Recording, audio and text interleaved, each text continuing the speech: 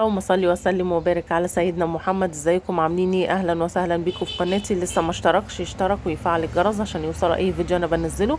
والناس المشتركه اول ما تفتح الفيديو تعمل اللايك عشان اللايك هو اللي بيدعم القناه، بيوصلها لاكبر عدد من الناس. النهارده بقى المحشي المصري طبعا ما فيش اختلاف عنه. بلاد كتيره بتعمل المحشيات بس كل بلد بتعمله بطريقتها.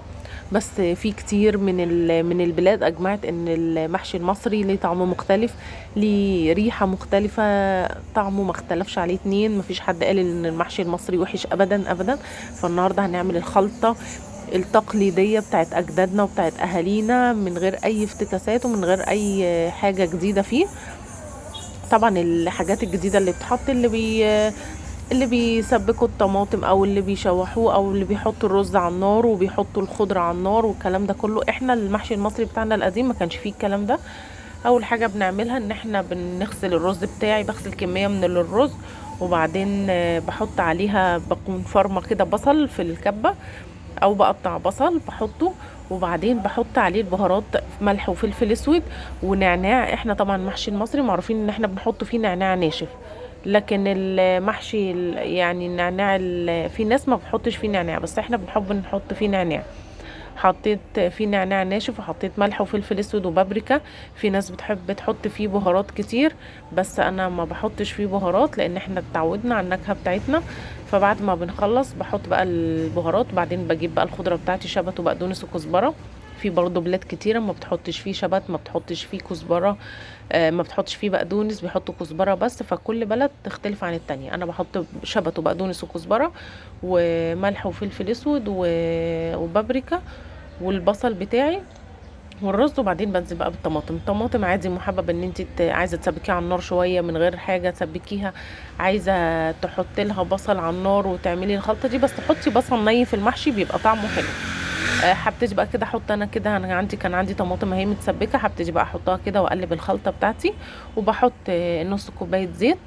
الزيت طبعا بيبقى حلو، في ناس بتحب تحط سمنه، انا ما بحطش سمنه فيه، انا بحط زيت فيه. فاللي انتوا حابين تحطوه حطوه. هنا بقى نقلب الخلطه بتاعتنا كده. الخلطه بتاعتنا جهزت وبقت حلوه جدا.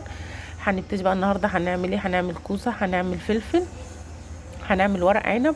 وحبيت اجرب، كان عندي ورق خاص قلت اجرب، يعني احنا ما عملناهوش قبل كده بس ان شاء الله هعمله فيديو لوحده منفصل. بس انا حبيت ان انا اجرب طعمه كده، فجبت واحدتين خاص كده، حشيت منها كام ورقه بس طلع حلو جدا جدا. وبدليل ان انا هعمل لكم ان شاء الله فيديو كامل عن ورق الخاص ده. ورق العنب اهو ورق الخاص، نزلته بس الميه السخنه وطلعته، ما بنسيبوش كتير الخاص البلدي بتاعنا.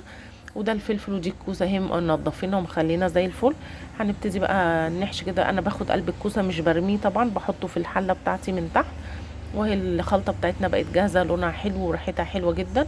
هبتدي بقى اللي انا كده احشي حاجه حاجه ونحطها في الحله. احنا بنحط المحشي واقف، في ناس بتحط المحشي نايم، لا احنا بنحط واقف. فاللي انتوا حابين تحطوه او انتوا السوا بتاعه ده اللي انتوا حابين تحطوه حطوه. انا بس حطيته كده في صينيه، بس انا رجعت حطيته في الحله ووقفته في الحله. في ناس بتسوي الكوسه عادي في الصينيه بس انا حسيت ان انا هبقى محتاجه حاجات كتيره اسوي فيها الفلفل والكلام ده كله، فقلت لا الافضل اخليهم الاتنين في حله واحده بدل ما نسويها. وهنا كانت امي طبعا ربنا يديها الصحه، هي كانت تلف. بص ورق العنب، بتوريك ورق العنب اهو، بتخلي الورقه الناعمه من بره والخشنه من جوه. وبتبتدي كده تحط شويه رز وبنلف كده، بنقفل من اليمين والشمال من الجنبين. بصوا على فكره هو صغير بس هي الكاميرا مكبراه، لكن هو في الطبيعي صغير. بصوا بتحطوا كده شويه رز وبتقفلوا من الجنب ده وبتقفلوا من الجنب ده ومن تحت، وبتدوا بقى بصوا اهو تلفوا كده. دي افضل طريقه للف اللي في بقى اللي بيلفوه على ترابيزه كده كل واحد وبترجع ايه لطريقته، بس الطريقه دي احنا متعودين عليها. هنا بعد ما خلصنا اهو بصوا حشينا كله ورق العنب كده. دي كان الغرض النهارده اقول لكم على الخلطه بتاعه المحشي المصري، لان في الناس كتيره مش من مصر عندي في القناه، فحبيت ان انا اوريهم الخلطه بتاعتنا. وطبعا التسويه بتاعته ما لحقناش ان احنا نسويه بس هي النتيجه بتاعته حلوه جدا جدا. دي طبعا عندنا شوربه وحطيت عليها مكعب مرق وحطيت عليها صلصه، وبديت اللي انا ازقي بقى المحشي بتاعي. لو ما عندكمش شوربه عادي ممكن تحطوا ميه هتحل محلها، يعني مرقه الدجاج زي ما احنا حاطين، او مش حابين مرقه الدجاج حطوا بهارات اللي انتوا حابين تحطوه حطوه. وحطوا بقى كميه الميه على المحشي وسيبوه بقى يستوي على نار عاليه، وبعدين وطوا النار وهيطلع احلى محشي.